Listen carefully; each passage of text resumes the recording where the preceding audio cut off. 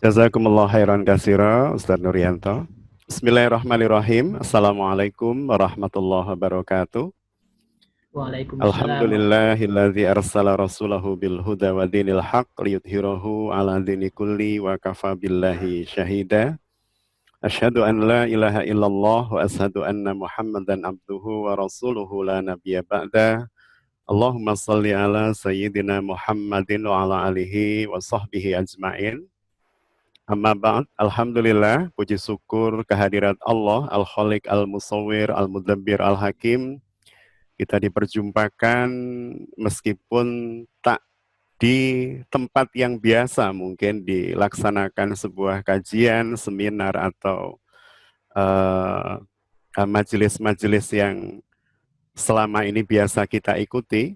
Tetapi bagi kita apapun yang disuguhkan oleh Allah Subhanahu wa taala adalah kebaikan, kebermanfaatan, dan pasti memiliki hikmah yang luar biasa. Salawat salam semoga senantiasa teritikad bi qalbi wa qaulu bil lisan wal af'alu bil arkan ala Rasulillahi sallallahu alaihi wa alihi wasallam. Uswatuna wa qudwatuna, yang kita berharap kiranya diberi kekuatan oleh Allah Subhanahu wa taala untuk meyakini dengan sebuah keyakinan yang pasti bahwa tidak ada satupun manusia yang Allah Subhanahu wa taala tetapkan sebagai uswah dan qudwah terbaik bagi kehidupan kita kecuali Rasulullah sallallahu alaihi wasallam. Ikhwan wa akhwat fillah rahimakumullah, para bunda dan Ustadz Nur yang dirahmati Allah, ini saya tidak tahu Ustadz, apakah kemudian juga ada bapak-bapak ya, kalau kemudian lihat nama-namanya ini kan semuanya para bunda ya. Alhamdulillah saya didampingi oleh Ustadz Nuryanto, gurunda kami, kiranya pertemuan yang tidak panjang ini kemudian ada berkah, ada manfaat ilmu yang kemudian kita bisa dapatkan bersama. Insya Allah pada pagi hari ini ya obrolan kita ya, kalau kemudian disebut webinar kok rasanya terlalu wah, ya kita sebut perbincangan majelis taklim ya, obrolan yang semoga bermanfaat. Insya Allah di pagi hari ini kita akan mengkaji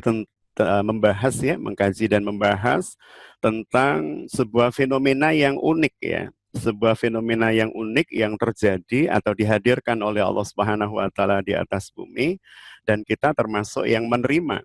Kita termasuk objek yang menerima ketetapan Allah Subhanahu wa taala tersebut. Dan tadi sudah saya sampaikan di awal, apapun yang disuguhkan oleh Allah Subhanahu wa taala adalah bagian dari cara Allah menggelontorkan ilmu baru ya, memberikan hikmah dan ibrah baru buat kita semua.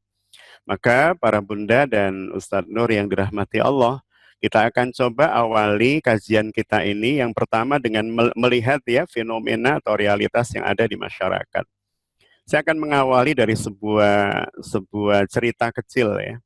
Ketika kemudian di media sosial beberapa waktu yang lalu, beberapa minggu yang lalu, saya mendapatkan sebuah meme gitu ya.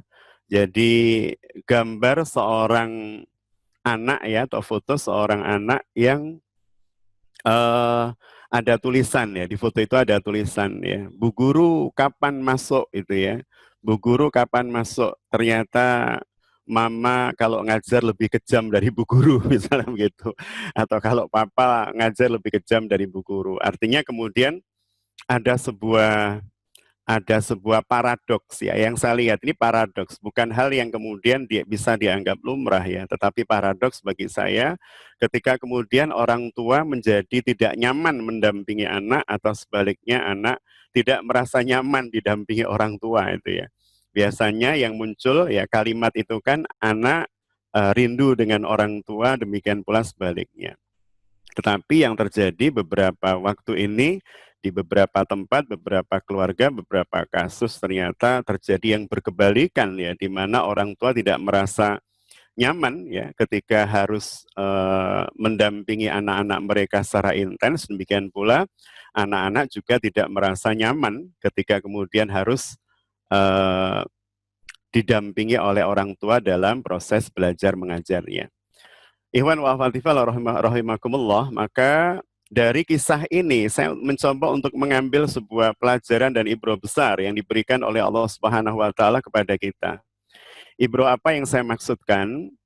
Yang pertama, para bunda dan ayah yang dirahmati Allah, kita meyakini, kita menyadari bahwa Allah Subhanahu wa taala ketika menciptakan kita itu pasti dengan sebuah desain sempurna yang diparalelkan dengan tempat kita di mana diciptakan.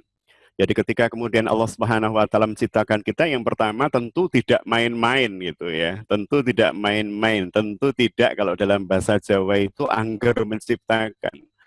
Tapi kemudian ada sebuah visi dan misi yang dititipkan atas makhluk yang diciptakan oleh Allah Subhanahu wa taala tersebut. Dan di antara tujuan penciptaan yang kemudian sangat kita kenal ya, kita biasa rekam dengan telinga kita dari penjelasan para mubalik, para kiai ya, para ustadz di dalam surah Al-Zariyat 56, atau Ustadz Nur juga sering menyampaikan, Allah Subhanahu wa taala berpesan kepada kita semua tentang sebuah visi penciptaan. Allah menyampaikan, A'udzubillahi minasyaitonirrajim, wa ma khalaqtul jinna wal insa illa liya'budun. Dan tidaklah Allah Subhanahu wa taala menciptakan jin dan manusia kecuali dalam rangka ibadah. Artinya ketika bunda, ayah, ya anak-anak kita dicipta oleh Allah Subhanahu wa taala, kemudian kita disatukan dalam sebuah keluarga bersama dengan pasangan hidup dan anak-anak kita, maka pada saat yang sama kita meyakini seruan Allah, kita meyakini titipan visi dari Allah Subhanahu wa taala bahwa berkeluarga itu ya dalam rangka beribadah, bahwa memiliki pasangan hidup itu ya dalam rangka beribadah, bahwa memiliki anak itu juga dalam rangka beribadah. Artinya kemudian kita menyadari sepenuhnya bahwa tidak ada ruang di dalam kehidupan kita kecuali keseluruhannya memang harus dalam rangka untuk beribadah kepada Allah Subhanahu wa taala ya. Jangankan hal yang sebesar itu, hal yang seringan dan sekecil bersin saja kemudian kita diajarkan oleh Rasulullah Shallallahu Alaihi Wasallam agar supaya kemudian bersin itu menjadi ibadah, maka ucapkan hamdalah, yang mendengar mengucapkan yarhamukallah, dan seterusnya. Ini yang pertama. Kemudian yang kedua, contoh ringan lainnya ya, agar supaya kita semakin jelas nanti pada saat kemudian masuk pada inti masalah. Contoh yang kedua ya, contoh ringan yang kemudian menjadikan kita paham bahwa hidup ini memang desain sempurna dari Allah dalam rangka kita beribadah kepadanya.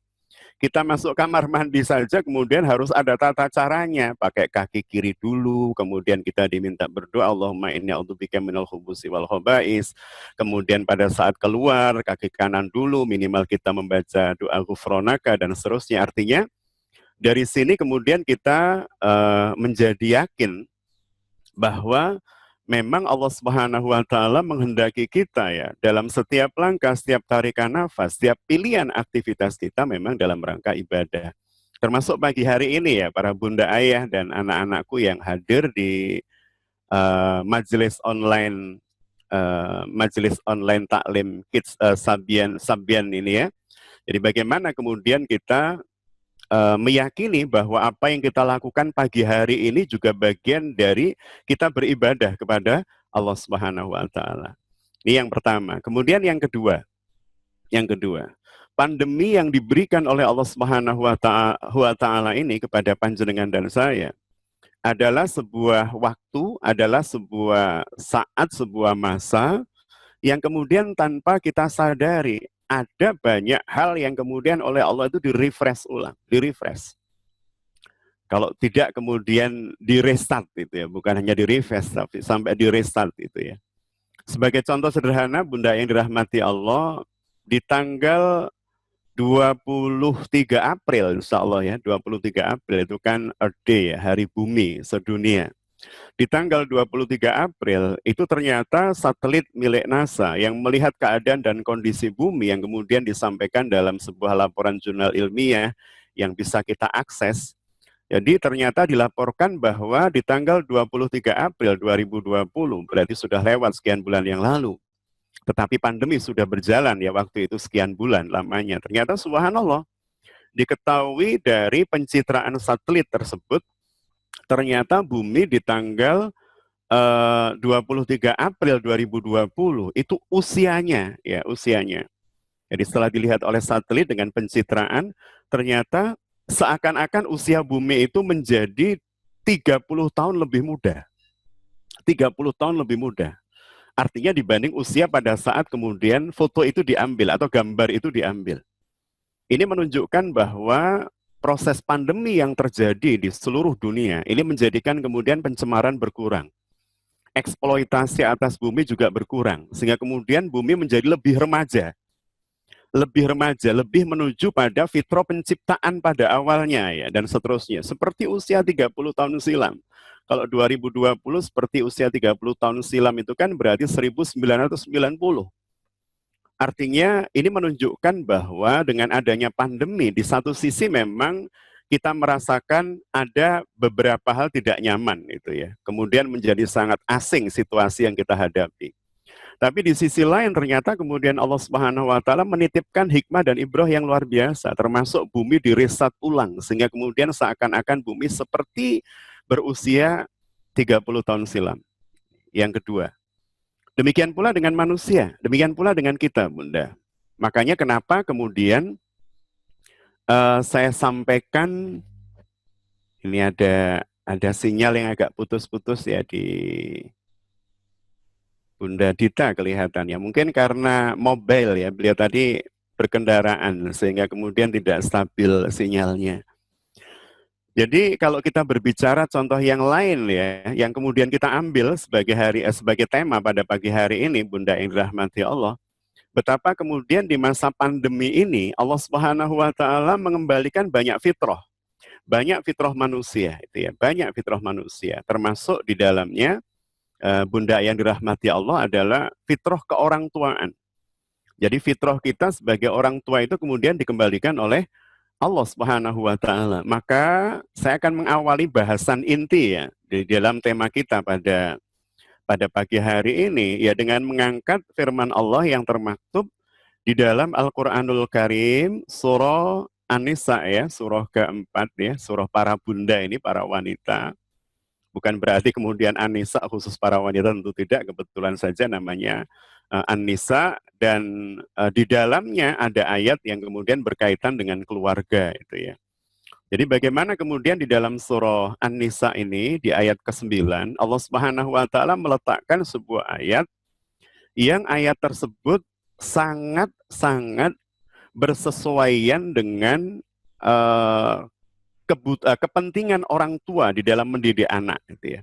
Apa yang sejatinya bisa menjadi energi atau mentenagai setiap orang tua untuk kemudian mendidik anak-anak mereka dengan tulus, dengan semangat ya, dengan energi besar, dengan motivasi besar dan seterusnya.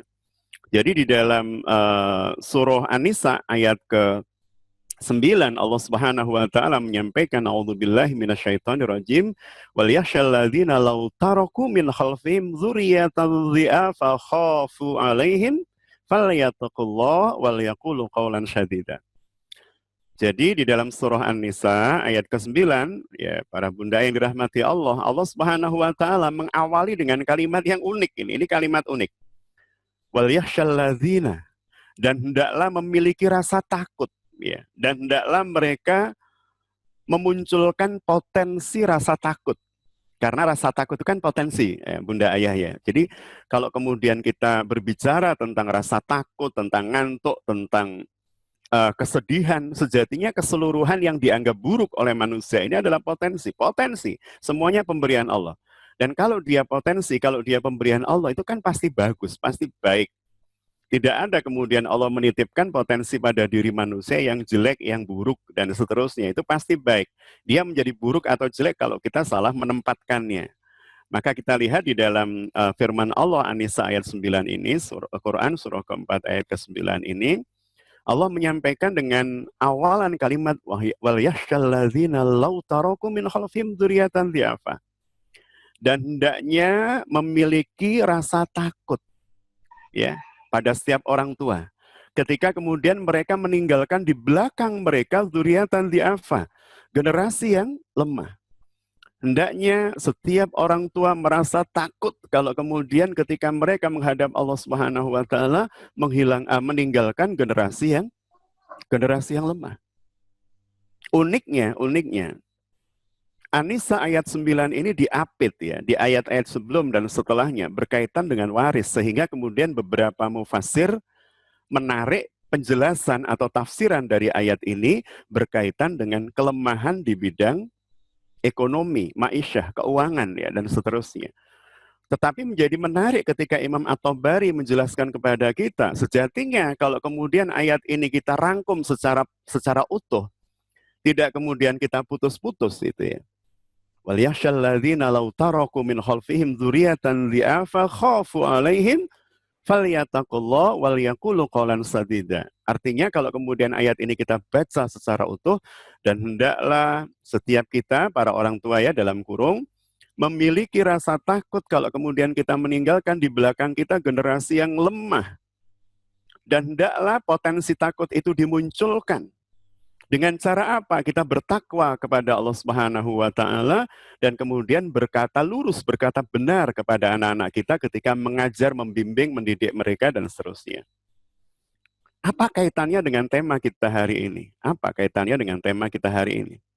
Tadi saya sampaikan Imam At-Tabari mencoba untuk memberikan penjelasan dari ayat ini dengan penjelasan yang agak berbeda dengan para mufassir yang di awal saya sebutkan.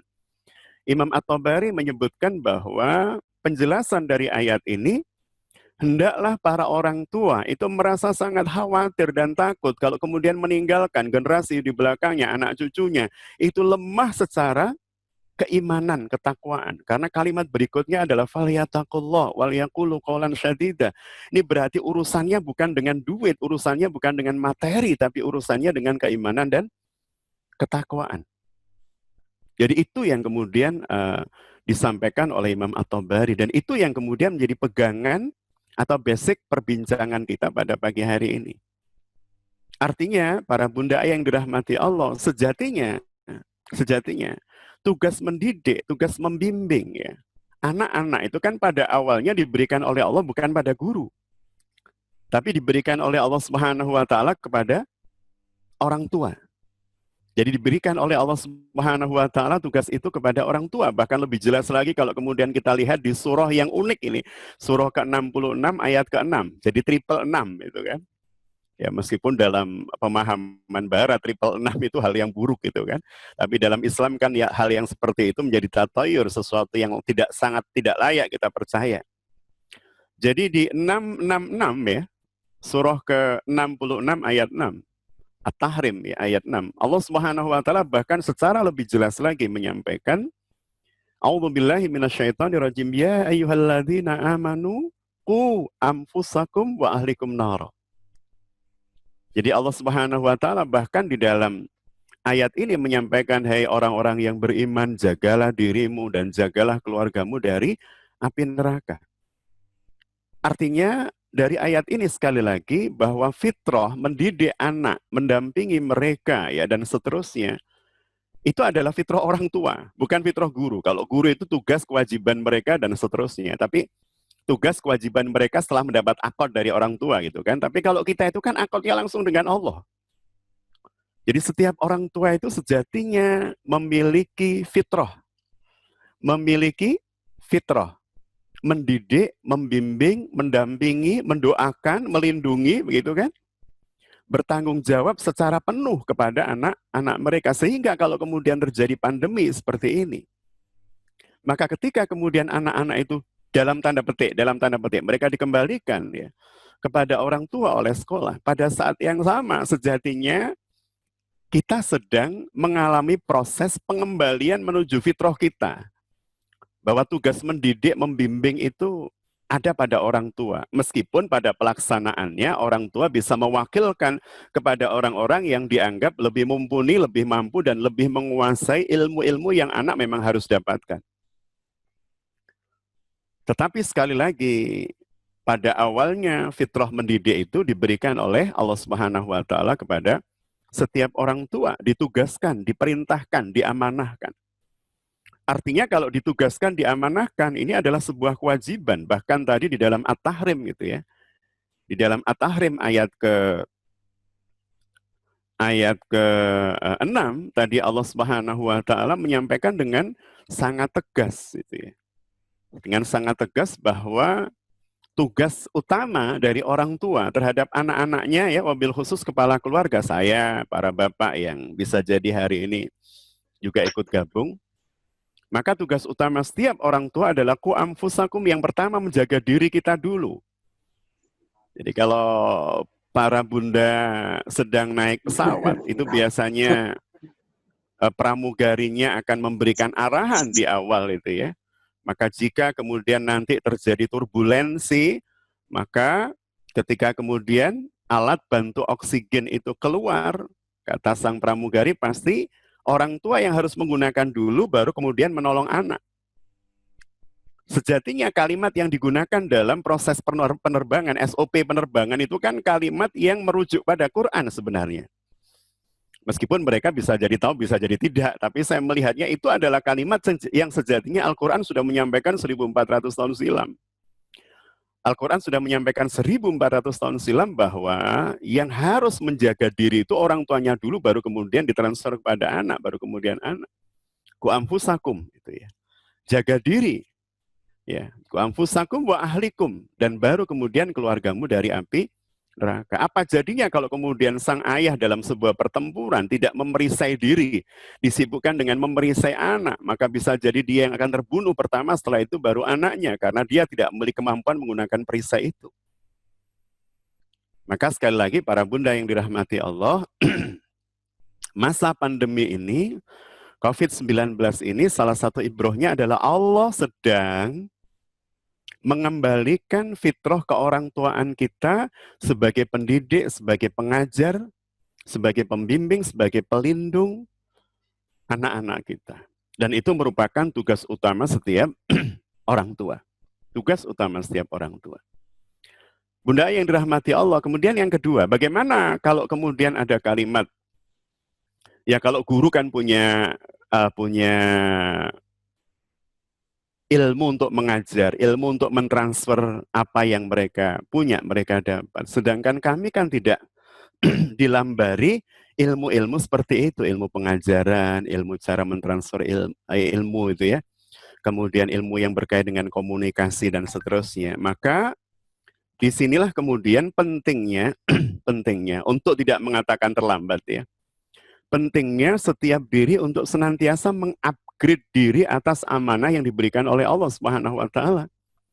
Jadi kalau saya sebagai anak buat ibu saya yang tesih sugeng, kalau bapak sudah suwargi, kiranya Allah memberikan ampunan terbaik buat ayahanda kami dan ayahanda atau orang tua panjenengan yang sudah menghadap Allah. Ketika saya kemudian melihat diri saya sebagai anak, maka saya harus mengupgrade keilmuan saya berkaitan dengan posisi keanakan saya. Apa yang kemudian bisa saya berikan kepada ayah yang sudah menghadap Allah, maka saya harus pelajari, maka saya harus cari, gitu kan. Apa yang kemudian saya harus berikan dan lakukan agar supaya ibu saya termuliakan, agar supaya kemudian keberadaan ibu saya itu menjadikan saya kecipratan mulia di hadapan Allah. Oh, agar supaya saya kecipratan mulia di hadapan Allah, maka saya harus memuliakan ibu saya. Bagaimana caranya? Meraih ridhonya. Bagaimana caranya? Oh, mungkin ibu saya itu suka kalau ditelepon anaknya 2 hari sekali, 3 hari sekali, maka itu akan saya lakukan. Oh, ibu itu suka kalau kemudian anaknya ngirimi jenis-jenis makanan tertentu itu ya, pada hari tertentu, misalnya Jumat atau hari Kamis. Maka itu kemudian akan saya lakukan dalam rangka untuk mengupgrade kemuliaan saya di hadapan Allah. Maka demikian pula ketika saya memposisikan diri sebagai orang tua buat anak-anak saya, maka wajib bagi setiap orang tua, para bunda, ayah saya, kita semua, untuk kemudian mengupgrade keilmuan kita agar supaya tugas-tugas keorang tuaan itu bisa terlaksana dengan baik. Maka saya harus belajar bagaimana cara berkomunikasi dengan anak, bagaimana cara mendekati mereka, bagaimana cara memvalidasi perasaannya, ketika anak dalam keadaan marah atau jengkel pulang sekolah, mungkin pada saat di jalan bertemu dengan sesuatu yang menjadikan dia tidak nyaman, sehingga wajahnya ketika masuk rumah itu, apa kalau orang Jawa bilang metutut itu kan. Maka saya harus memvalidasi dulu, tidak kemudian langsung menjudge, masa pulang ketemu orang tua, wajah ditekuk macam-macam. Karena bisa jadi ketika di jalan tadi, dia pulang menuju rumah, dia mengalami sesuatu yang tidak nyaman, mungkin banyak bocor kita tidak tahu gitu. Atau mungkin hal lain yang tidak nyaman yang dia temui pada saat di jalan, dan kemudian pada saat berhadapan dengan kita, perasaan itu masih ada. Sehingga kemudian wajahnya tidak nyaman dilihat gitu kan, dan seterusnya. Maka kemudian harus memvalidasi. Jadi para bunda yang dirahmati Allah, kalau kemudian Rasulullah Shallallahu Alaihi Wasallam menyebutkan berkaitan tentang menuntut ilmu ini, bahwa utlubul ilma itu ya minal mahdi ilal lahdi. Menuntut ilmu itu ya dari buayan sampai liang lahat, ya di posisi apapun dan ditempatkan dimanapun, maka wajib para bunda, ayah ya, saya, kita semua untuk kemudian mengupgrade keilmuan kita. Termasuk mungkin tugas-tugas di kantor yang kemudian kita diposisikan di tempat tertentu, bidang tertentu. Maka tentu kita akan mengupgrade keilmuan kita untuk kemudian menjadikan keseluruhan pekerjaan yang diamanahkan kepada kita bisa kita lakukan dengan baik. Bunda yang dirahmati Allah, kita paham bahwa di masa-masa pandemi seperti ini, intensitas kita berinteraksi dengan anak itu kan sangat intens, sangat sering gitu kan. Jadi kalau misalnya saya melemparkan sebuah pertanyaan ya, tidak di masa pandemi tapi di masa normal itu ya. Ini kan kita anggap masa yang tidak normal. Di masa normal ketika kemudian saya tanya para bunda di majelis-majelis taklim atau di sesi-sesi parenting gitu ya, kelas-kelas parenting. Ketika kemudian saya tanya, pernah nggak melihat anak lebih merasa segan dengan guru dibanding dengan orang tua? Jawabannya sering gitu kan. Kadang anak kemudian merasa lebih segan dengan guru dibanding orang tua. Kadang anak merasa lebih nyaman dengan guru dibanding dengan orang tua. Maka biasanya saya berikan jawaban sederhana. Salah satu yang kemudian menjadikan seperti itu karena tingkat pertemuan mereka dengan guru itu sangat terbatas. Jadi bertemunya dengan guru paling 2 jam di kelas itu ya, guru dalam keadaan masih seger, masih harum, wangi, tidak acak-acakan itu ya, bajunya tidak acak adut, baunya juga harum misalnya. 2 jam bertemu, sang guru mengajar gitu kan.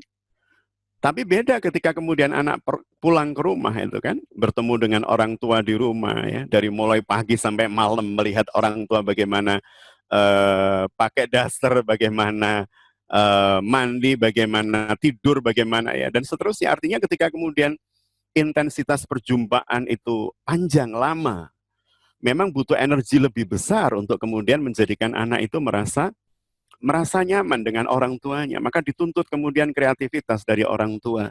Maka kemudian dituntut konsistensi dari orang tua agar supaya anak itu benar-benar melihat otoritas orang tua itu otoritas yang memang layak.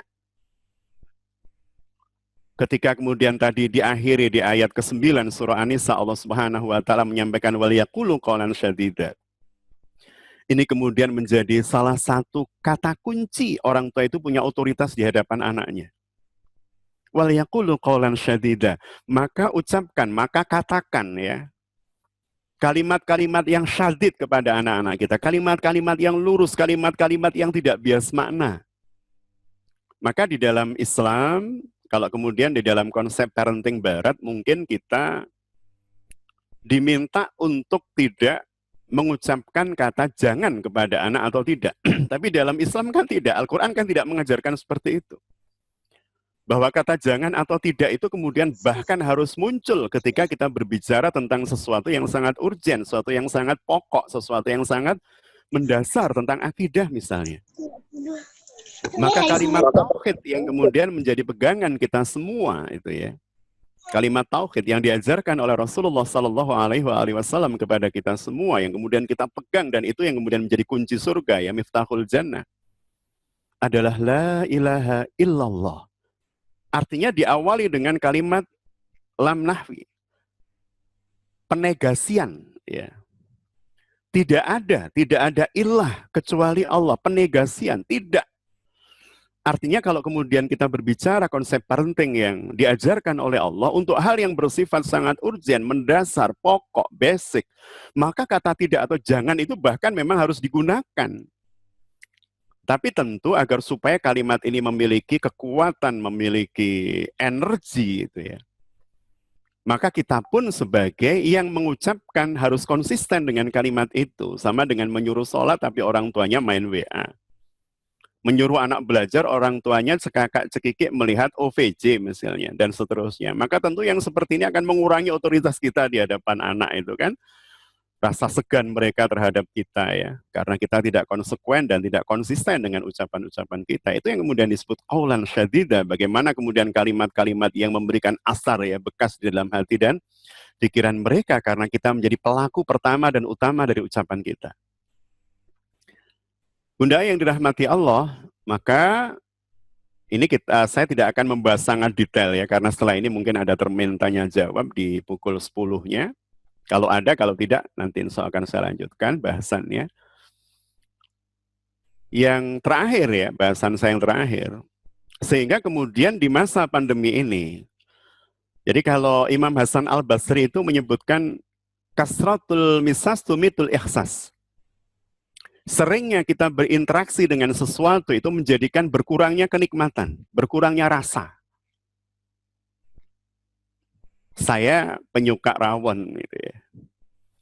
Karena ini sering saya ucapkan di beberapa majelis taklim, sehingga pernah karena satu hari berada di 4 majelis taklim, meskipun tempatnya berbeda-beda, itu dari mulai majelis taklim 1 sampai 4 itu subhanallah suguhannya rawon gitu kan. Maka apa yang terjadi ketika kemudian dalam satu hari itu saya disuguhi rawon 4 kali. Biasanya makan 3 kali itu sudah maksimal itu kan. Itu sampai 4 kali karena di 4 majelis taklim. Dan saya berusaha untuk bisa menghormati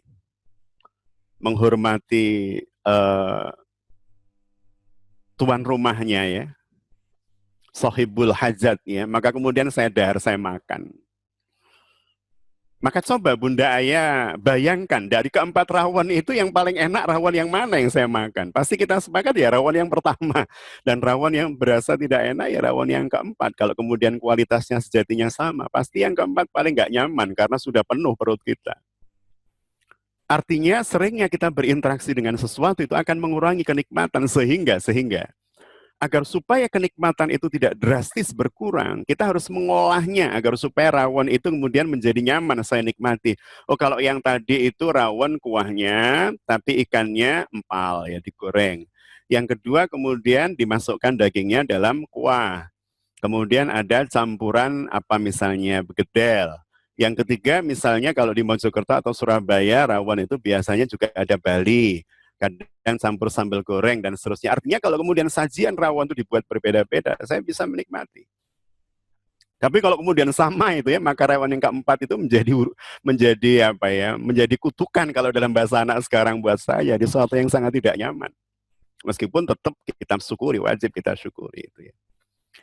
Jadi Bunda yang dirahmati Allah, oh berarti kalau kemudian kita berinteraksi dengan anak-anak sangat intens hari-hari ini, berarti memang harus ada kreativitas.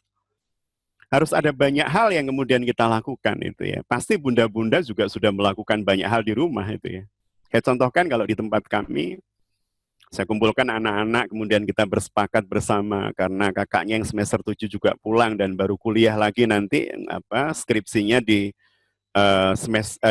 bulan Desember itu. Kemudian anak saya yang nomor 2 yang duduk di kelas 3 SMP di sebuah SMP IT Kediri.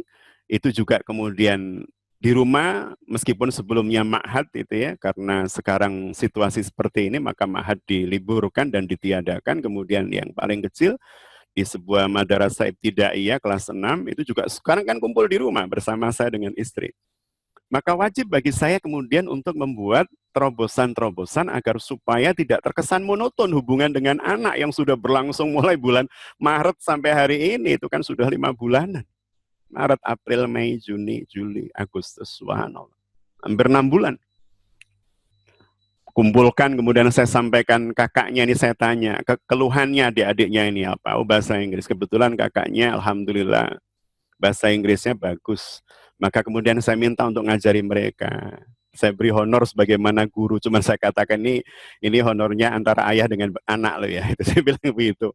Kemudian adik-adiknya yang tiap hari ngikutin kakaknya Senin sampai Kamis itu ya, tiap pagi belajar bersama kakaknya. Mereka saya beri uang saku, saya beritahu ini uang saku selama pandemi loh ya, dan seterusnya. Mereka belajar, saya bilang sama kakaknya, maka targetnya bukan menghabiskan materi, tapi memahamkan adik-adik atas materi itu, saya bilang. Sehingga tidak perlu takut waktunya panjang atau lama. Dengan berbagai media yang kemudian kita siapkan, ya, dari mulai wifi di rumah dan seterusnya. Dan maka pengajaran itu berlangsung. Dan anak-anak bisa menikmati, bahkan kadang kemudian saya nimbrung ketika kemudian mereka saling berinteraksi di dalam kelas kecil itu. Kemudian yang kedua, setelah kemudian itu selesai, maka saya yang kemudian memberikan tugas kepada mereka. Ayo, kakak tugasnya ini. Tugas sang kakak, karena Putri, anak saya yang pertama atau sulung, saya sampaikan tugas kakak membuat resume dan kemudian akan disampaikan pada Abi, pada Umi, dan Umi, Abi harus hadir gitu ya. Kemudian dengan adik-adik, nanti hari Ahad, ba'da maghrib, tolong disampaikan, direpresentasikan di hadapan kami tentang 4 wanita yang akan menjadi penghulu surga. Dari mulai Maryam binti Muzahim, kemudian Maryam, kemudian mohon maaf, Asia binti Muzahim, kemudian Khadijah binti Khuwailid, kemudian Fatimah binti Muhammad. Karena anak saya perempuan, maka saya dekatkan dengan tokoh-tokoh perempuan luar biasa. Dia harus baca, dia harus telaah, dan dia harus bisa mengambil ibrohnya. Dibagi kepada kami dengan adik-adiknya. Yang kedua laki-laki, karena laki-laki saya minta untuk mempelajari 10 sahabat yang dijamin surga. Tolong buat resumenya. Nanti sampaikan hari Senin malam. Yang paling kecil itu ya, saya minta untuk Putri juga, seperti yang sulung saya sampaikan, pelajari kehidupan Rasul. Bukunya Abi bisa diambil kan, silahkan di perpustakaannya Abi. Kemudian di internet juga banyak digali informasinya. Nanti sampaikan. Meskipun masih kelas 6 dan pasti tidak sebagus kakak-kakaknya, tapi saya wajib menghargai apapun yang nanti akan dia sampaikan di hari Selasa. Jadi besok kakaknya, kemudian lusa kakaknya nomor 2, setelah itu baru dia di hari Selasa menyampaikan. Dan kami akan mendengarkan bagaimana kemudian resumenya, kebaikan apa yang bisa diambil dari kisah-kisah orang luar biasa tersebut. Artinya, kita mencoba untuk membuat sekreatif mungkin. Uminya juga begitu, mencoba untuk masak ini dan itu, melibatkan anak-anak perempuan untuk kemudian masak. Yang laki-laki tugas-tugasnya disesuaikan dengan jenis kelaminnya dan seterusnya. Masa hari ini baunya ke saya ini sekarang ini. Jadi sedang membuat kue dan seterusnya. Artinya kemudian menjadi penting buat setiap orang tua sekali lagi untuk kemudian mencoba sekian banyak cara kreatif ya, agar supaya kemudian anak-anak kita merasa di rumah bukan hanya dalam bahasa Jawa itu gelundang-gelundung itu ya, main gadget dan seterusnya, tapi ada hal-hal yang kemudian mereka bisa bersamakan. Anak-anak membuat komunitas, namanya membuat kelompok itu namanya 3F ya. Kebetulan anak-anak saya awalan namanya semuanya F ya. Farah, Faik, dan Firdausi, jadi 3F Company, membuat seminar sederhana, membuat produk-produk sederhana, diikutkan lomba kemarin meskipun kalah, tapi tetap saya berikan apresiasi dan seterusnya, bahwa itu upaya-upaya luar biasa, bahwa itu usaha-usaha yang memang harus kita apresiasi. Jadi ada banyak hal yang sebenarnya kemudian bisa dilakukan para bunda ayah, dan kita meyakini dan menyadari bahwa tugas mendidik mereka, mendampingi mereka adalah tugas utama orang tua, bukan tugas utama guru. Meskipun tadi saya sampaikan, karena beberapa hal yang memang kita tidak menguasai, maka kita berikan kuasa pendidikannya itu kepada sekolah, kepada pondok pesantren, kepada ma'had ya, dan seterusnya dan seterusnya. Itu mungkin sekilas paparan dan bahasan kami, Ustadz Nuryanto, sampai pukul 10 lebih 7. Soal nanti masih ada space waktu sampai di 10:30, dibuka termin tanya jawab. Seperti itu Ustadz, saya kembalikan kepada panjenengan. Assalamualaikum warahmatullahi wabarakatuh. Waalaikumsalam warahmatullahi wabarakatuh. Alhamdulillah. Terima kasih Ustadz, penyampaiannya luar biasa. Kita mendapatkan ilmu yang baru dan banyak sekali. Boleh saya simpulkan sedikit mungkin beberapa poin sebelum sambil menunggu beberapa ayah bunda mungkin yang ingin menyampaikan pertanyaan. Di antaranya pesan Ustadz yang terkandung dalam Al-Quran juga, bahwa jangan meninggalkan generasi yang lemah. Nah, ini sangat penting sekali, baik dari sisi keimanan, ketakwaan, maupun bimbingan kita di masa yang akan datang bagi anak-anak kita. Kemudian juga kita diingatkan dengan hikmah pandemi ini dengan mengembalikan fitrah sebagai orang tua dalam mendidik anak melalui pesan firman Allah, ya ayyuhalladzina amanu qu anfusakum wa ahlikum nara. Wahai orang-orang yang beriman, jagalah dirimu dan keluargamu dari api neraka. Dan tentunya ini menjadi sarana untuk kita menjaga seluruh keluarga kita dari api neraka dengan membimbing mereka dari sisi keimanan dan didikan keagamaan. Kemudian juga hikmahnya adalah karena intensitas yang lebih tinggi, tentunya kita juga harus mengupgrade diri sebagai orang tua dari sisi keilmuan ya. Dengan cara diantaranya menanamkan tauhid, memahami kalimat la ilaha illallah. Baik ayah bunda sekalian, kita akan buka termin pertanyaan untuk dua penanya terlebih dahulu. Kita persilahkan kepada ayah bunda dengan cara mengangkat raise hand ya, menekan tombol raise hand ataupun mengetik di chat. Nanti akan kita sampaikan kepada Ustadz Hatta. Nah ini sudah ada pertanyaan yang masuk Ustadz. Langsung kita sampaikan Ustadz ya. Inggih Ustadz, monggo Ustadz. Dari atas nama Harnani. Bagaimana tips mengajari anak pada saat kondisi kita sebagai orang tua yang mana kami Bapak Ibu sama-sama bekerja dan sampai rumah malam hari mengajari anak belajar, terkadang kondisi sudah merasa capek. Mohon tips dari Ustadz agar kami tetap bisa bersabar mengajari anak walaupun kondisi capek dan tetap bisa tersenyum agar anak nyaman belajar bersama kami. Nah ini juga pertanyaan mewakili orang tua yang lainnya mungkin Ustadz. Ini ya. Memang fenomena orang tua di masa milenial ya, artinya ketika kemudian kedua orang tua bekerja dan tentu dalam tanda petik kita tidak bisa menyalahkan sepenuhnya atau membenarkan tanpa mengetahui kondisi yang menjadikan kedua orang tua itu bekerja, apalagi sampai dua-duanya pulang malam misalnya. Artinya ini pasti hal yang luar biasa yang menjadikan kedua orang tua ini sampai terjun dalam dunia ma'isyah itu pagi sampai malam. Tapi saya tidak akan masuk terlalu dalam ke sana karena memang harus menggali sebenarnya. Saya harus menggali apakah kemudian memang dua-duanya harus sampai malam bekerja dan seterusnya. Karena yang pertama ya sebagai catatan buat kita, karena yang pertama sebagai catatan buat kita, setiap keluarga itu kan memiliki nahkoda ya.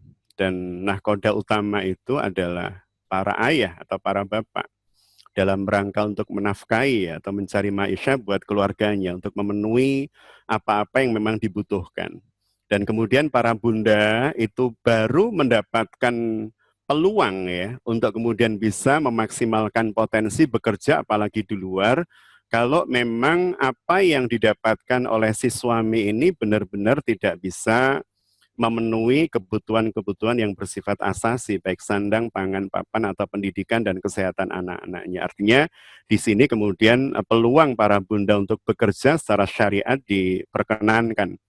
Kalau kemudian sejatinya itu tidak terjadi ya, artinya sang suami seorang pengusaha atau seorang suami paling tidak bisa memenuhi kebutuhan asasi dari anak-anak dan istrinya.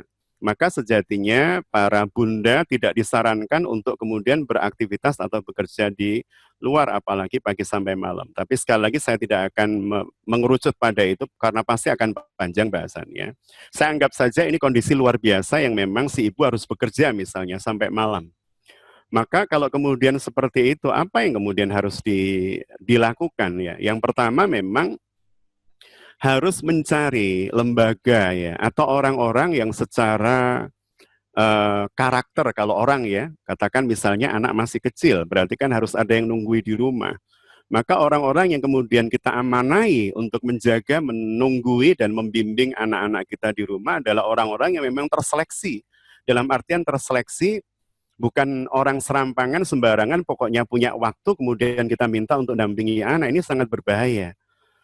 Ada kasus begini ya Bunda yang bertanya tadi, ada sebuah kasus yang saya alami sendiri beberapa minggu ini menerima keluhan seorang anak. Jadi dia ini anak dari sepasang suami istri yang kalau di Kediri itu insya Allah sudah banyak orang yang kenal itu ya, pengusaha. Nah, yang menarik, si anak ini sejak mulai SD, ya, sejak mulai SD, SD-nya SDIT, kemudian SMP-nya di MAN terbaik, kemudian SMA-nya di SMP-nya di MTSN terbaik, kemudian SMA-nya di MAN. Artinya orang sekilas melihat kalau dilihat latar belakang pendidikan anak ini, insya Allah kalau kuliah nanti beres lah, tidak dikhawatirkan atau ditakutkan berkaitan dengan keimanannya, karena kalau mulai dari basic ya, SD, kemudian SMP, SMA-nya semuanya clear, SDIT, MTSN, kemudian MAN. Tapi apa yang terjadi ketika anak ini sudah kuliah? Ketika anak ini sudah kuliah, ternyata dia mengalami euforia. Dia mengalami kegembiraan karena merasa sudah tidak ada lagi tekanan, merasa tidak ada lagi tekanan. Dulu pada saat dia masih SD, SMP, merasa kalau sholat itu ditekan, merasa kalau dia melakukan ibadah itu selalu ada teriakan, kemarahan ya dan seterusnya. Sehingga dia merasa ya sholat itu dalam rangka untuk agar supaya kemarahan ibunya tidak berkepanjangan. Jadi ketika ibunya marah bla bla bla bla bla agar supaya cep itu diam begitu, maka dia sholat untuk membuat ibunya diam, tidak marah lagi. Ketika bapaknya marah, dia nggak baca Quran, dia cuma baca Quran itu dalam rangka supaya lisan bapaknya itu nggak ngomong lagi. Ketika bapaknya bilang, kamu itu bla bla bla, nggak mau baca Quran begini, lah agar supaya bapaknya nggak marah lagi, dia langsung pegang Quran dan kemudian baca. Artinya dia baca Quran agar supaya bapaknya tidak marah, dia melakukan sholat agar supaya ibunya tidak marah. Ini kan berarti selama itu dia lakukan, selama sholat itu dilakukan, bacaan Quran dilakukan, tidak dalam rangka menikmati itu, tidak dalam rangka mendapatkan kenikmatan dari sana, tidak dalam rangka dia merasakan kenyamanan, ketenangan, tapi dalam rangka agar supaya yang tidak nyaman itu hilang. Marah itu kan dia merasa tidak nyaman, dimarahi. Agar supaya ketidaknyamanan itu hilang, dia lakukan itu. Maka ketika sebab-sebab ketidaknyamanan itu tidak ada, dia sudah berada di luar kota kuliah. Jadi sebab-sebab ketidaknyamanan itu sudah tidak ada, maka dia nggak perlu lagi sholat. Itu yang dia alami dan itu yang dia rasakan dan itu yang dia lakukan. Jadi akhirnya dia sholat itu sudah bolong-bolong, apalagi baca Quran itu kan. Jadi ketika kemudian dia kuliah di luar kota, dia merasa tidak ada lagi yang nekan, tidak ada lagi yang ngancam. Kalau nggak ada lagi yang nekan, ngapain sholat itu? Akhirnya kemudian dia datang ke rumah itu ya sama mamanya, sama ya salah satu guru ngajinya. Sampaikan gini. Awalnya sama sekali nggak tertarik ngobrol. Ya saya biarkan saja, saya pancing pelan-pelan, saya tersenyum, tidak ada tekanan atau apapun. Alhamdulillah setelah hari pertama itu dia pengen ketemu lagi. Di hari kedua kemudian ketemu lagi. Dan hari kedua itu pertanyaannya sangat-sangat membuat saya kaget, sok. Seumur-umur saya memberikan pelatihan motivasi pada anak atau orang tua. Itu ketemu mungkin dari mulai tahun 2005 sampai hari ini itu mungkin 3 kali ya. Termasuk yang kemarin itu. Apa pertanyaannya? Pernyataannya, dia bilang begini, Ustadz, tolong yakinkan saya bahwa Tuhan itu ada. Demi Allah itu kalimatnya. Tolong yakinkan saya bahwa Tuhan itu ada. Anak ini basicnya SD Islam terpadu, kemudian MTSN, kemudian MAN. Ini kan basicnya udah bagus. Tapi kemudian pada saat kuliah, di semester 5-nya dia mengatakan, Ustadz tolong yakinkan saya bahwa Tuhan itu ada. Subhanallah. Saya tanya, Mas dulu pada saat SMA atau MAN, IPA atau IPS, saya mencoba untuk nanti saya masuknya lewat mana gitu, untuk menjelaskan konsep Tuhan itu ada, untuk lebih mudahnya lewat mana. Dia jawab dari IPS. Maka saya jelaskan dengan pola-pola yang dia paham. Termasuk pola-pola sains yang anak-anak IPS tidak dapat, tetapi kemudian paham, karena semua orang pasti paham konsep sains ini. Saya jelaskan pelan-pelan. Dan Alhamdulillah atas izin Allah dan atas berkah Allah. Di hari ketiga dia mulai semangat, beberapa hari yang lalu ketemu lagi ke rumah kami, dia mulai semangat, bahkan bersemangat, Ustadz, saya ingin teman-teman saya di tempat kuliah yang mayoritas Nasrani itu memahami dan mengetahui bahwa Islam itu setinggi ini dan semulia ini. Maka dia sempat beli Injil itu kan, dalam rangka untuk mempelajari dan kemudian untuk menyampaikan pada temannya, seandainya kemudian ada diskusi, dia pengen menyampaikan betapa nikmatnya bertuhankan Allah. Artinya para bunda yang dirahmati Allah, tugas besar orang tua, tidak kemudian pasrah bongkoan kepada guru. Ketika kemudian anak-anak ini pulang ke rumah, bagaimana mereka sholat baca Quran, maka tugas besar orang tua adalah menjadikan mereka nyaman dalam sholatnya, nyaman dalam baca Qurannya. Tentu apa? Dengan tingkat kesabaran yang tidak ringan. Agar supaya sabar Bunda, maka pikirkan apa yang terjadi sekian tahun ke depan kalau kita tidak sabar lah begitu. Jadi yang kita pikir akibatnya. Jadi kalau dalam teori motivasi itu ada begin of the end. Jadi kita mulai dari ujungnya, dari akhirnya. Ini kalau kemudian saya tidak benar-benar mendampingi anak saya dengan sabar, nanti ujungnya seperti apa? Bisa seperti ini. Bisa seperti naudzubillahi min dzalik. Bisa saja anak ini suatu saat kemudian menjadi anak yang merasa ternyata Tuhan tidak saya butuhkan dalam hidup kok. Wong ternyata begini saja bisa saya mendapatkan kenyamanan, begini saja bisa saya mendapatkan ini itu. Saya tidak begitu butuh Tuhan dalam hidup saya. Apalagi si anak ini memang orang tuanya sangat berada, pengusaha besar di Kediri. Jadi Bunda yang dirahmati Allah, betapa kemudian wajib bagi kita. Makanya Allah tadi menggunakan kalimat walayahsyalladzina law taraku min khalfihim dzurriyyatan dhi'afa. Dan hendaklah setiap orang tua itu memunculkan potensi rasa takutnya. Jadi takut itu potensi dari Allah, potensi dari Allah. Maka Bunda harus memunculkan potensi rasa takut. Ya Allah, saya takut kalau nanti anak saya seperti itu. Ya Allah, saya takut nanti kalau anak saya menjadi penggugat saya di hadapan Allah di Yaumul Mahsyar. Anak saya menggugat saya. Ya Allah, saya tidak kenal Engkau karena orang tuaku tidak mengajarkannya. Ya ini ada ayahanda yang juga nderek ya Pak Farid ya Alhamdulillah bersama Bunda Dita. Jadi memunculkan rasa takut itu sebuah keharusan. Saya khawatir, saya takut kalau suatu saat nanti di Yaumul Mahsyar anak saya yang menjadi penuntut saya bukan orang lain tapi anak saya. Maka ini yang kemudian menjadi energi kita, yang mentenagai kita. Agar supaya itu tidak terjadi bagaimana? Saya memang harus berlelah-lelah hari ini. Saya selalu bilang sama istri, memang inilah masa-masa capek kita, lelah kita, untuk kemudian di ujungnya kita bisa menikmati, di akhirat kita bisa menikmati. Dunia itu memang bukan tempat istirahat. Tempat kita berlelah-lelah menanam. Maka Rasul mengatakan, ad-dunya mazru'atul akhirah. Dunia itu tempat kita menanam. Nanti nuainya itu di akhirat. Maka kalau di dunia kita sumpek, kita nyesek ya, kadang kita sedih dan seterusnya, itu hal yang lumrah. Dalam rangka untuk mengumpulkan bekal terbaik karena keseluruhan kenikmatan akan benar-benar kita nikmati sepuas-puasnya kelak di akhirat. Meskipun di dunia juga tidak ada salah kita menikmati kebahagiaan dan seterusnya.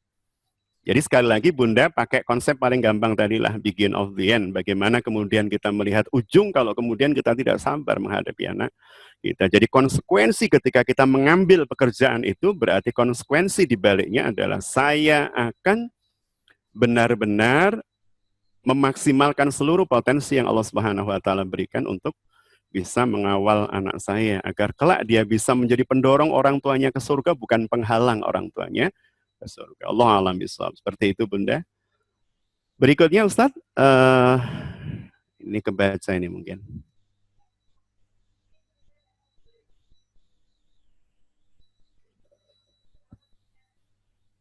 Ya, ini ada pertanyaan berikutnya dari Bunda Devi. Assalamualaikum Ustadz, anak di rumah dengan kakek neneknya, terkadang kami ortu jadi kurang didengar dan patuh. Bagaimana mengatasinya bagaimana cara mengatasinya nggih Ustadz? Karena ini membuat kami tidak bisa mengontrol anak. Baik. Sekali lagi tugas mendidik anak itu memang bukan pada nenek, bukan kakek itu ya. Tugas mengawal mereka itu orang tua. Tugas pokoknya itu pada orang tua. Cuman tadi kan ya gimana Ustadz, wong kami bekerja itu ya. Dan kalau kemudian kami titipkan pada orang lain juga sulit dipercaya, sehingga kemudian kami titipkan pada kakek dan neneknya. Biasanya Bunda, saya sarankan begini, kepada para bunda atau ayah yang menitipkan putra-putrinya ya kepada orang tua atau mertua. Yang pertama memang harus ada akad. Jadi kalau saya menitipkan anak pada mertua saya misal ya, atau kepada orang tua saya misal pada saat mereka masih kecil, maka harus ada akad. Kalau dititipkan pada ibu saya atau bapak saya ya akadnya dengan saya. Kalau dititipkan mertua ya akadnya nanti dengan istri saya. Ada akad yang kemudian kita sampaikan, Bu, tolong kalau kemudian Ananda ini minta ini itu jangan gampang dituruti. nanti akan menyulitkan proses pendewasaan dia, merasa dimanjakan, bla bla bla. Ada akad yang pada awal kita bicarakan. Jadi sejak awal jadi tidak langsung kemudian menitipkan gitu ya, tapi di awal memang harus ada akad antara setiap orang tua dengan kakek neneknya. Anak saya ini misalnya karakternya begini, anak ini karakternya begini. Tolong nanti kalau seperti ini perlakuannya seperti ini, agar supaya tidak memunculkan masalah di saat dia mulai dewasa. Apalagi kemudian dia dimanjakan oleh kakek neneknya, apapun kemudian dibelikan dan seterusnya, maka itu pasti memang akan menyulitkan orang tua. Otoritas orang tua akan terkurangi dengan apa yang dilakukan oleh sang kakek dan nenek.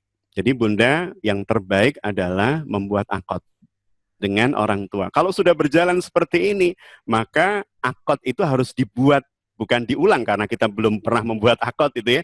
Maka akad itu harus dibuat meskipun terlambat ya. Dalam tanda petik meskipun terlambat. Karena akadnya dibuat terlambat, biasanya energi yang dikeluarkan juga harus lebih besar.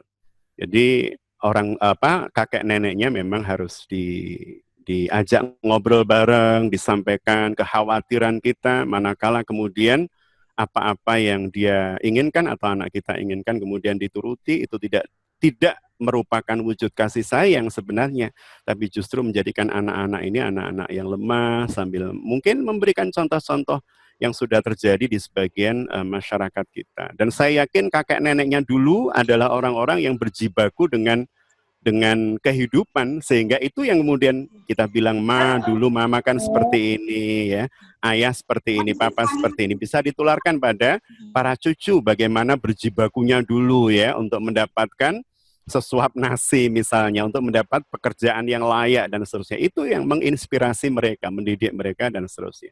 Jadi harus ada pembicaraan bersama dengan orang tua ya Bunda ya, agar supaya kakek neneknya dan kedua orang tuanya memiliki visi yang sama ya di dalam penjelasan-penjelasan yang disampaikan. Baik, kemudian berikutnya Ustaz. Ya, ini dari Bu Nura ya, Nura. BDR, belajar dari rumah penggunaan gadget jadi tinggi. Anak yang SMK full pagi sampai 3 sore penggunaan HP, lanjut malam, kemudian sampai jam 12 malam lebih. Kemudian sehingga adiknya yang TK melihat kakaknya full HP-an, sering protes dan kakak boleh HP-an terus, meskipun sudah jelaskan alasannya, tapi melihat nyata kakak mainan HP dan laptop, sehingga bagaimana awalnya dulu diterapkan batasi gadget, tapi karena sekarang jadi full pegang gadget, tidak sempat berkegiatan lain, karena takut tugas belum selesai. Hanya kemudian sehingga fisiknya tidak gerak, kreativitas sounding family tidak bisa dijalani, hanya fokus gadget dan tugas sudah full, sampai sholat pun telat karena deadline tugasnya dulu. Intinya bagaimana ini tentang penggunaan HP, Ustaz? Inge, yang pertama saya melihat ini sejatinya masalah intinya bukan pada penggunaan HP ya, tapi pada kebijakan sekolah ya, pada kebijakan sekolah terhadap anak didik ya. Kalau kemudian mulai jam 3 sampai jam 7 sampai jam 3, kemudian malam sampai jam 12, ini yang pertama harus dikonfirmasi dulu ke pihak sekolah, apa benar memang ada tugas-tugas yang membutuhkan waktu sepanjang dan selama itu, dan kemudian kalau memang dibutuhkan waktu yang sepanjang dan selama itu, memang harus ada.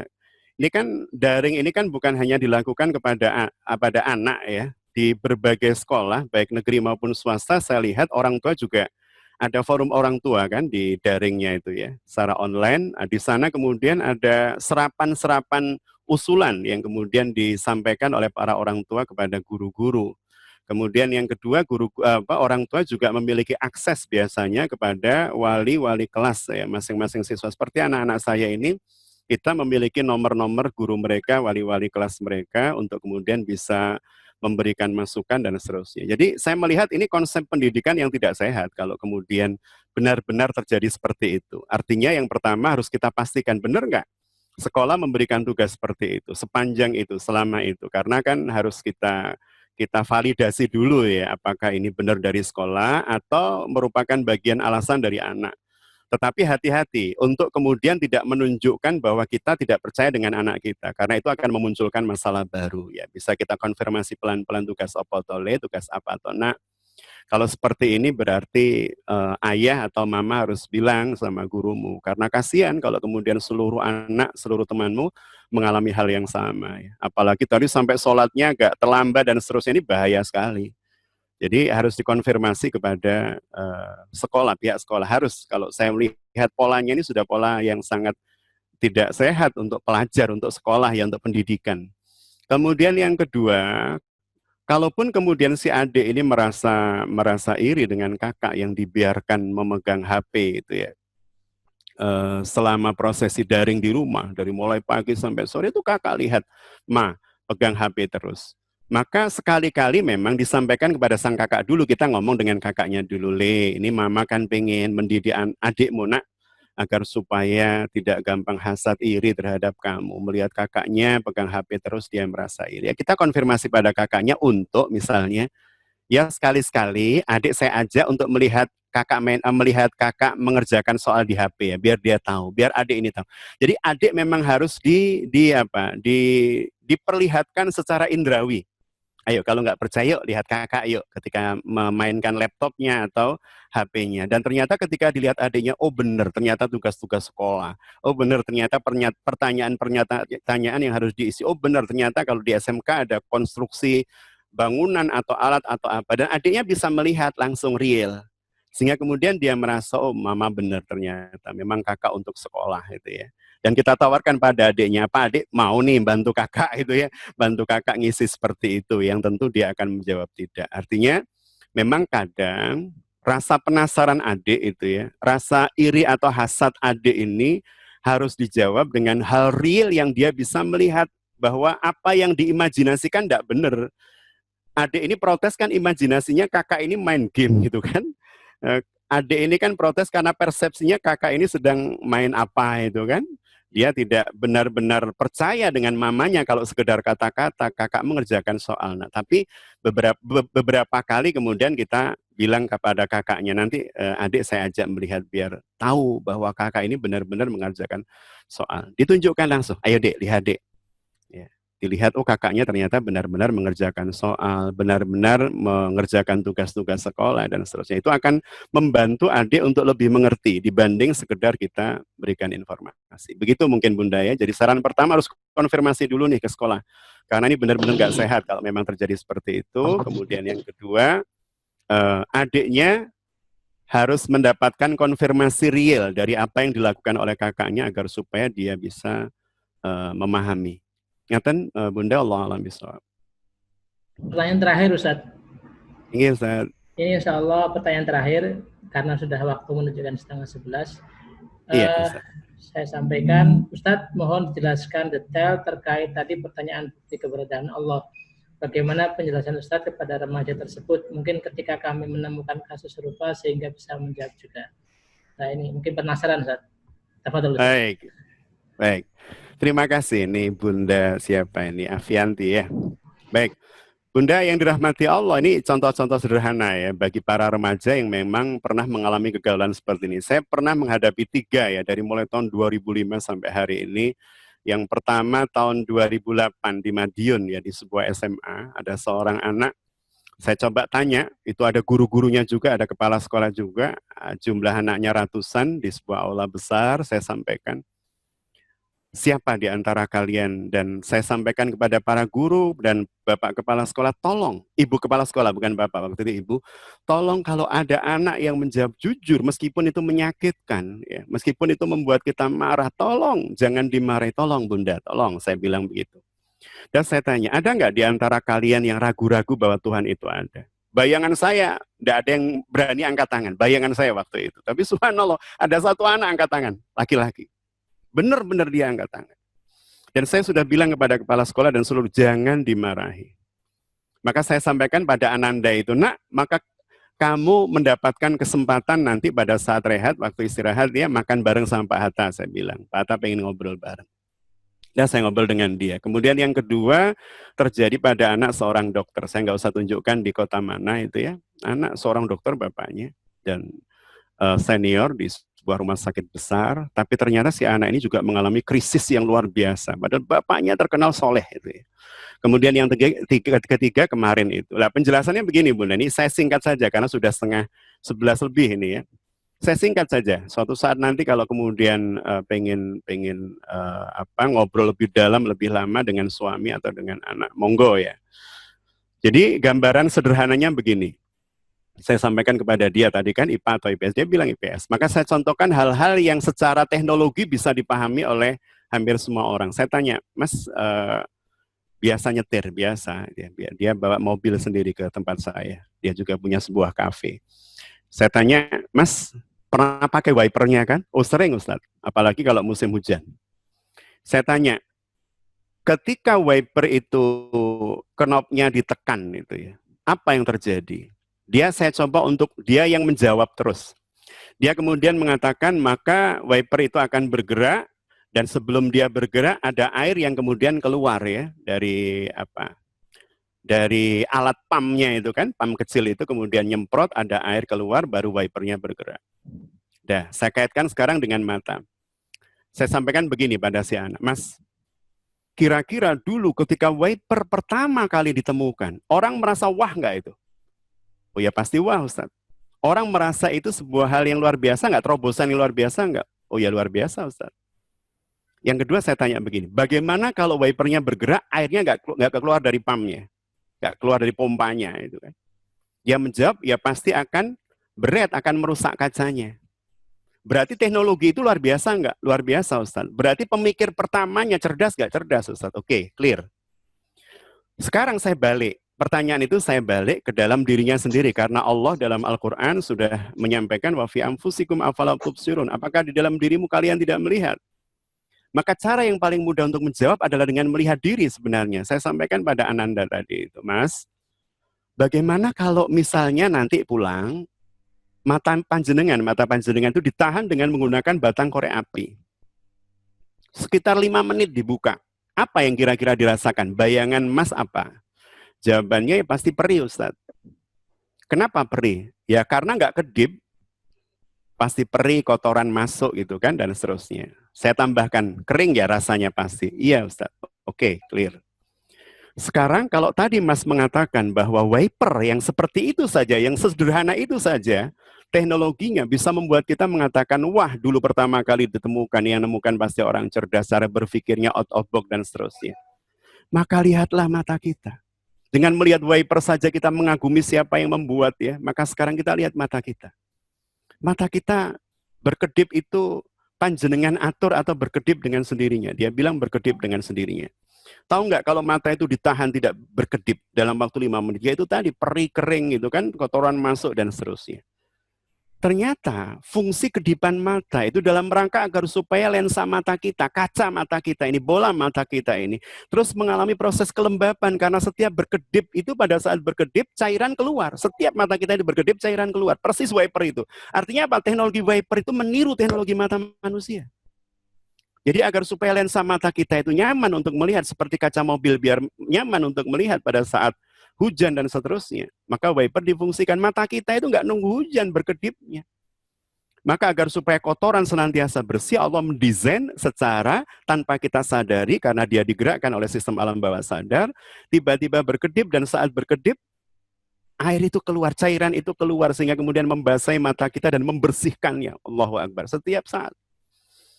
Tanpa kita sadari, mata kita senantiasa bersih karena terjadi proses wiperisasi tadi itu. Artinya Mas, setelah itu saya jelaskan banyak hal lagi. Tapi dari situ saja dia sudah, iya ya. Artinya dari teknologi wiper itu saja, kemudian dia merasa apalagi mata yang sedahsyat ini, berarti memang ada yang menggerakkan, ada yang mengatur, ada yang mencipta.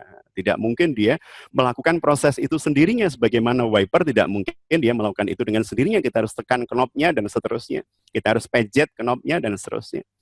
Dia baru bergerak.